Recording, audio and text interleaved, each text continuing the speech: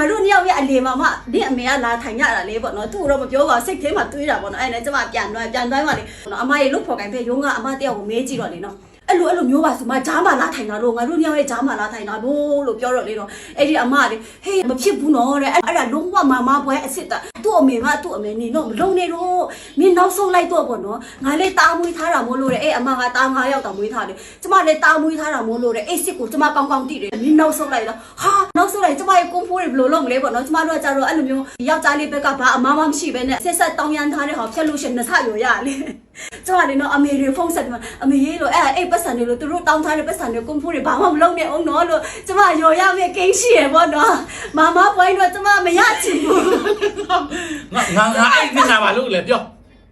ကျမကြောက်တယ်ပေါ့နော်မမပွိုင်းတော့ကျမမရချင်ဘူးကြောက်တယ်ပေါ့နော်မမီသေးလားမမီအဲ့နေလို့လည်းကဲပြောသူ့အမေကလေငါတို့ညောက်ကြားလာမလားထိုင်နေမလားအဲ့ကျမလေလုံးဝမျက်နှာပြတ်သွားကျမမျက်နှာပြတ်သွားတယ် तू ကဘာလုပ်တယ်ချင်လဲဒီယောက်ျားကဘာလုပ်တယ်ချင်လဲ